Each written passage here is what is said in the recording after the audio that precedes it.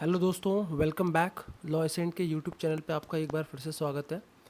दोस्तों, जैसा कि हम 7 चैप्टर्स को कवर कर चुके हैं और आज हम चैप्टर कवर करेंगे chapter 8, that is police accountability. इससे क्वेश्चंस इस चैप्टर से कुछ मोस्ट इंपॉर्टेंट सेक्शंस हैं जिनसे कि सबसे ज़्यादा सवाल पूछे जाते हैं, तो आप इन सेक्शन पे कुछ ज़्यादा फोकस करना।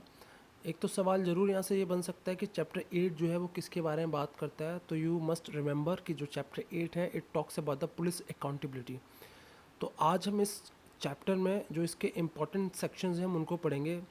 सेक्शन 63 एज़ नॉट एज़ ज़्यादा इंपॉर्टेंट, क्योंकि मैं आपको पहले ही बता रहा हूँ आपको जो इम्पॉर्टेंट सेक्शन है सिर्फ उन पे ही फोकस करना है। तो सेक्शन 63 इतना इम्पॉर्टेंट नहीं है, आपको लगे तो आप एक बार देख लेना, बट मुझे नहीं लगता कि ये इतना इम्पॉर्टेंट है।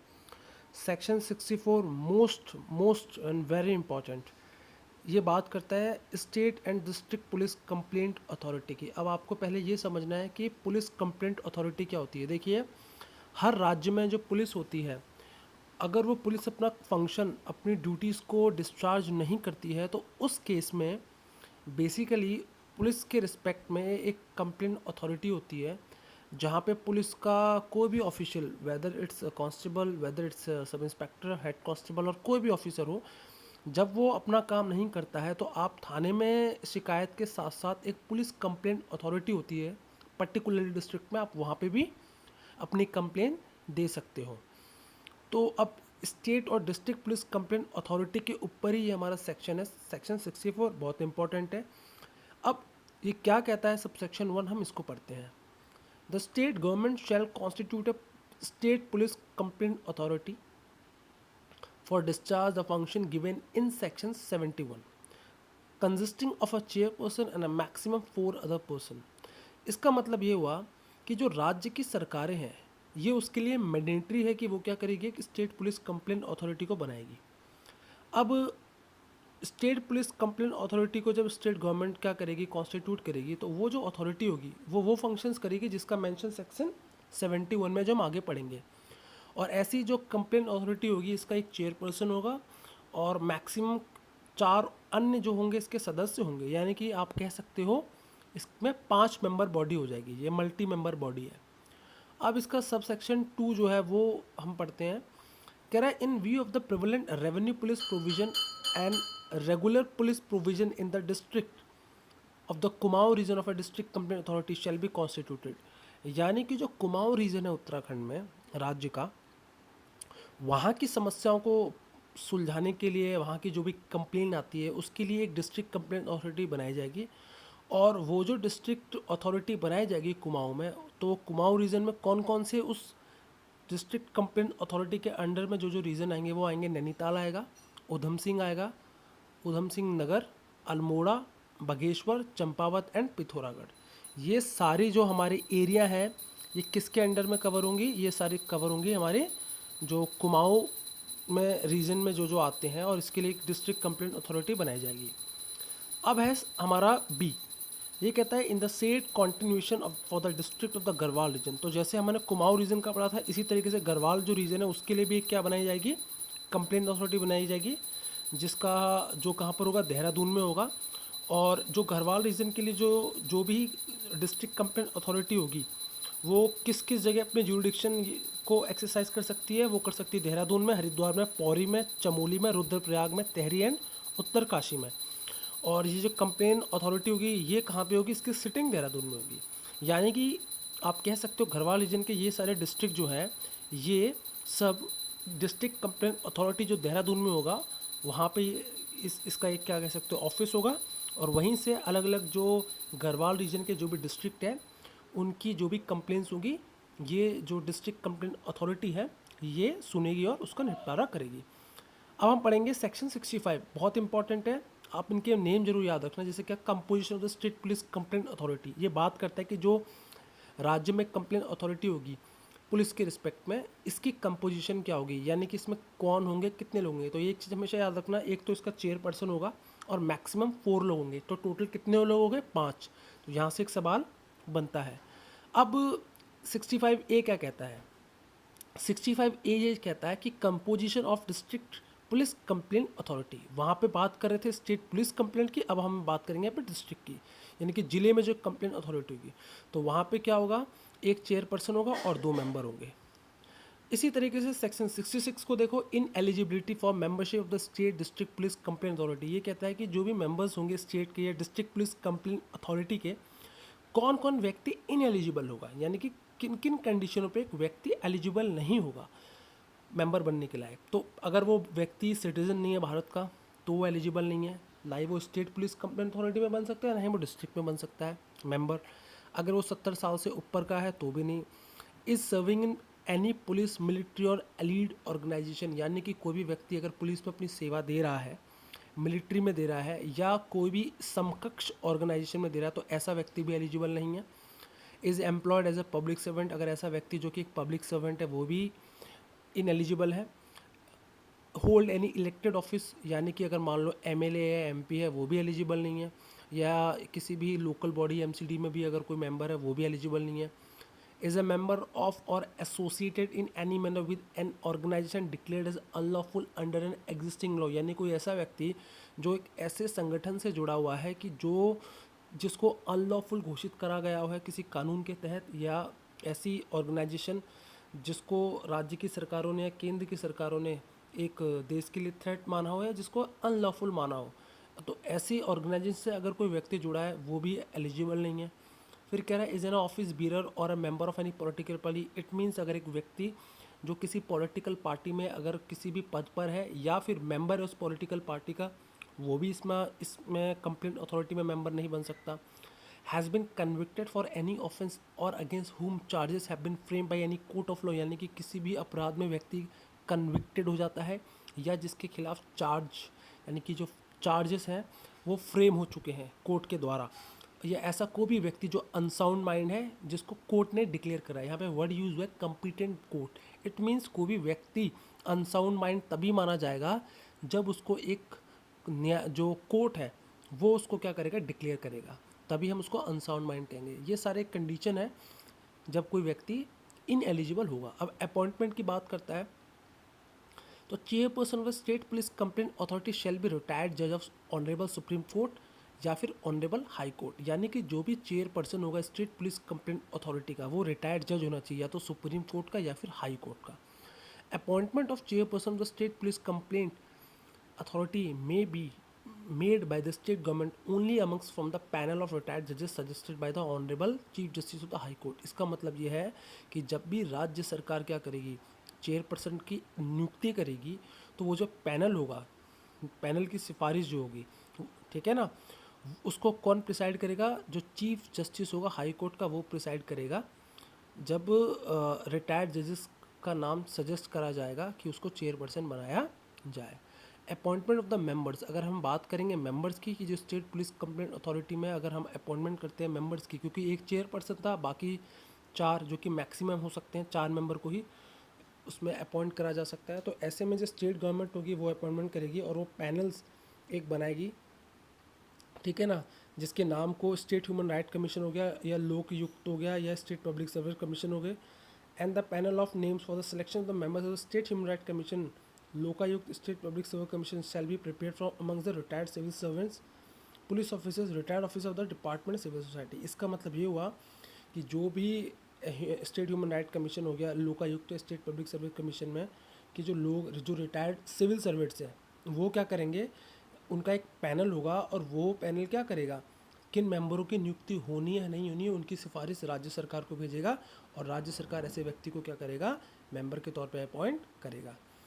अब सब सेक्शन 3 का ए क्या कहता है, ये कहता है कि द रिटायर्ड डिस्ट्रिक्ट जज shall be appointed as a chairperson of the district police. अब अगर हम डिस्ट्रिक्ट पुलिस कंप्लेंट अथॉरिटी की बात करेंगे तो वहाँ पे चेयरपर्सन क्या होना चाहिए, एक डिस्ट्रिक्ट जज होना चाहिए, यानी कि जिले का जो एक रिटायर्ड डिस्ट्रिक्ट जज वही क्या बन सकता है, चेयरपर्सन बन सकता है डिस्ट्रिक्ट पुलिस कंप्लेंट अथॉरिटी का। And the appointment of chairperson of district police complaint authority may be made by the state government, और उनकी अपॉइंटमेंट कौन करेगा, यानी कि इनकी नियुक्ति कौन करेगा, राज्य सरकार करेगा। Amongst from the panel of name suggested by the chief justice of honourable high court or justice of honourable high court nominated by him. इसका मतलब ये हुआ कि जो चीफ जस्टिस होगा, ठीक है ना, हाई कोर्ट का, वो या फिर कोई भी हाई कोर्ट का उस कंसर्न स्टेट का जस्टिस होगा, यानी कि जस्टिस का मतलब जज होगा, या तो चीफ जस्टिस या फिर justice of honourable high court. वो क्या करेगा, नाम सजेस्ट करेगा कि भाई ये नाम हम आपको भेज रहे हैं जो कि डिस्ट्रिक्ट जज हैं, जो कि रिटायर्ड हो चुके हैं, और इनमें से कौन व्यक्ति एलिजिबल है, कौन फिट है, और वो सिफारिश राज्य सरकार को भेजेंगी, और राज्य सरकार को जब सिफारिशें भेज देंगी तो राज्य सरकार क्या करेगा, उन व्यक्तियों को नॉमिनेट कर देगा एज अ डिस्ट्रिक्ट, यानी कि chairperson of a district state police authority. The appointment of the member, अब डिस्ट्रिक्ट पुलिस कंप्लेंट अथॉरिटी में मेंबर्स की भी अपॉइंटमेंट होगी, तो अपॉइंटमेंट कौन करेगा, ऑब्वियसली बात है स्टेट गवर्नमेंट करेगा। तो एक पैनल बनेगा, ये पैनल के नाम कौन तैयार करेगा, ये तैयार करेंगे जो रिटायर्ड पुलिस ऑफिसर्स या सिविल सर्वेंट जिन्होंने अपनी service state human right commission में दी हुई है, लोकायुक्त में दी है, स्टेट पब्लिक सर्विस कमीशन में दी है।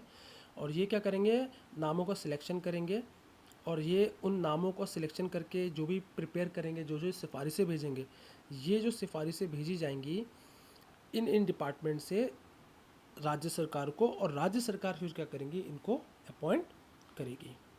यानी कि किन में से जो अपॉइंटमेंट होगी वो रिटायर्ड होनी चाहिए, यानी कि जो नाम होंगे मेंबर्स के, वो जो ये रिटायर्ड पर्सन है जिन्होंने अपनी सर्विस डिफरेंट डिफरेंट कमीशन में दी है, वो लोग एक नाम प्रिपेयर करेंगे और वो लोग सिफारिशें भेजेंगे, फिर राज्य सरकार तय करेगी। अब ये 67 एज नॉट एज इम्पॉर्टेंट, मेरी नज़र में इतना इम्पॉर्टेंट नहीं है, अगर आपको लगे एक बार आप देख लेना। 68 भी ज़्यादा इम्पॉर्टेंट नहीं है, बस इसमें आप थोड़ा सा ये देख लेना कि किन किन ग्राउंड्स पे चेयरपर्सन को या जो मेंबर होगा स्टेट या डिस्ट्रिक्ट पुलिस कंप्लेंट अथॉरिटी का, उनको हटाया जा सकता है। ऑल दो it is not so important, but एक बार आपको लगे तो देख लेना।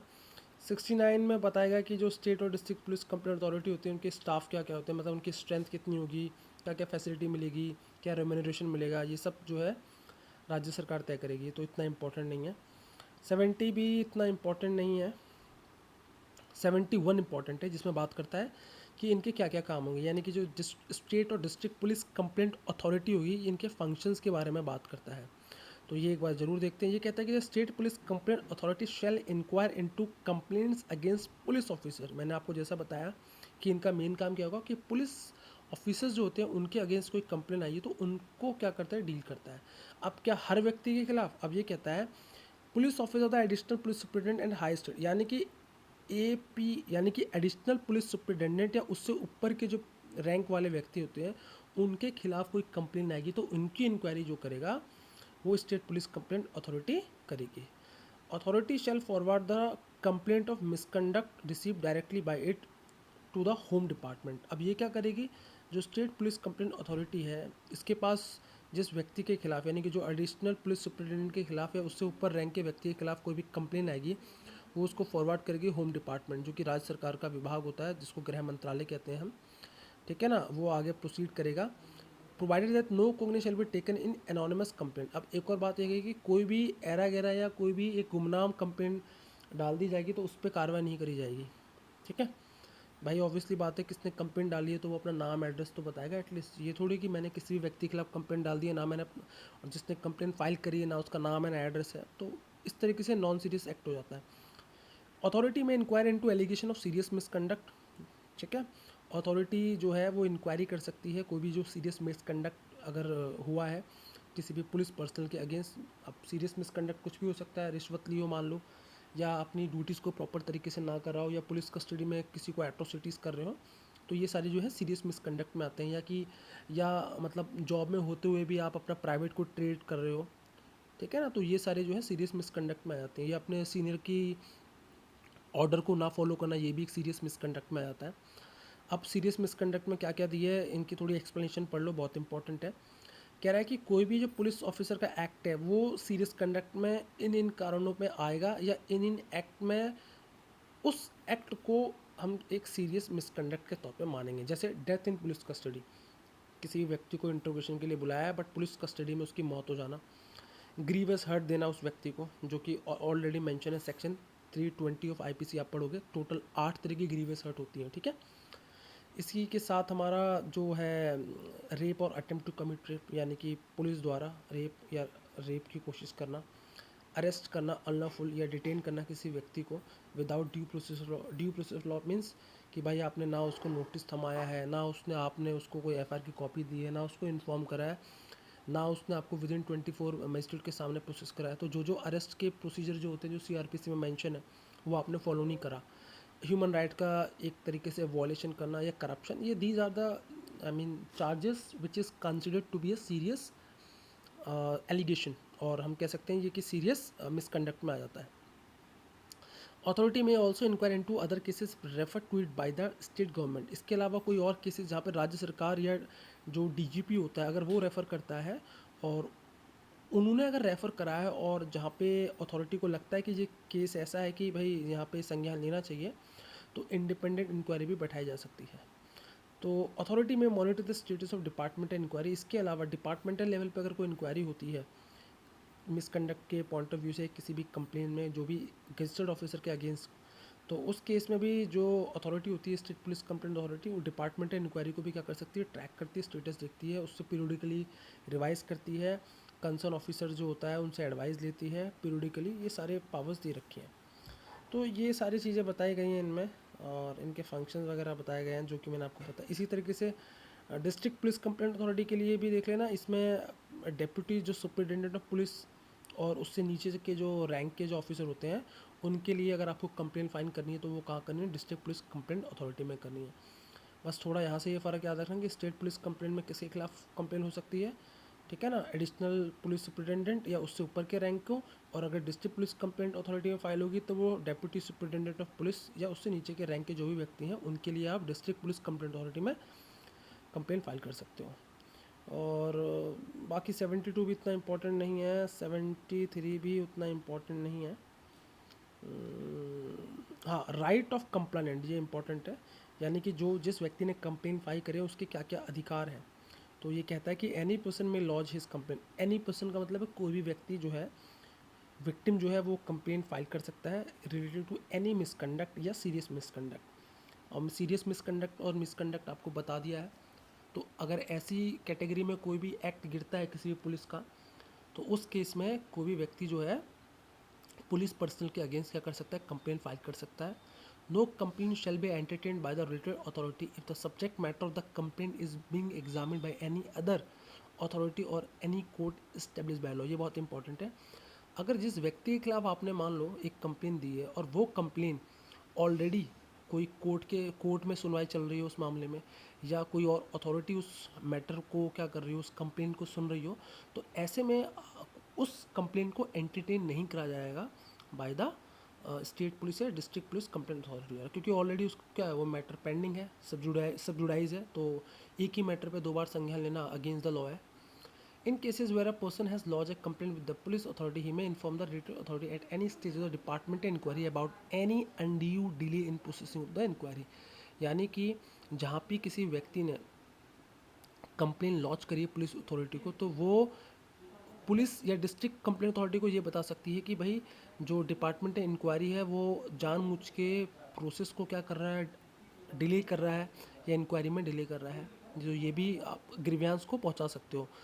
Complainant shall have a right to be informed of the progress. इसके अलावा जो कंप्लेन जिसने फाइल करी है, यानी कि कंप्लेनेंट को ये भी है कि वो क्या करेगा, उसको इन्फॉर्म करा जाएगा कि भाई आपका मैटर जो आपने कंप्लेन फाइल करी उसकी क्या प्रोग्रेस हुई है।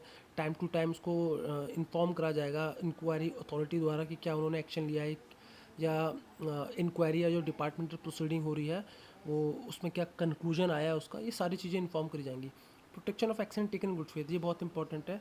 ये एक सीधी सी बात ये कहता है कि कोई भी सूट या कोई भी लीगल प्रोसीडिंग नहीं लाई करेगी स्टेट गवर्नमेंट या स्टेट पुलिस बोर्ड या उसके मेंबर या स्टाफ या पुलिस कंप्लेंट अथॉरिटी के अगेंस्ट इट्स मेंबर या उसके मेंबर के अगेंस्ट या स्टाफ के अगर कोई भी व्यक्ति जो कि बोनाफाइड इंटेंशन से क्या कर रहा है, अपना काम कर रहा है, यानी कि गुड फेथ से काम कर रहा है। ये हमेशा एक डिफेंस होता है, हमेशा याद रखना।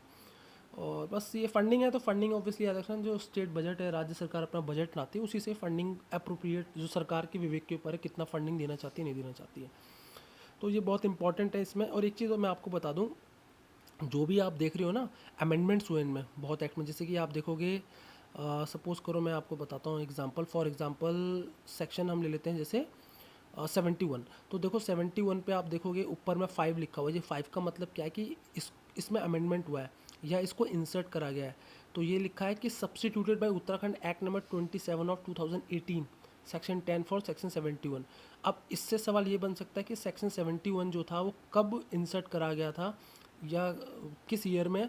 तो ये आप याद रखना कि इसको उत्तराखंड एक्ट नंबर 27 ऑफ 2018 से करा गया था। कई बार ऐसे सवाल आ जाते हैं सरप्राइजिंगली, तो कंफ्यूज मत होना, ठीक है ना।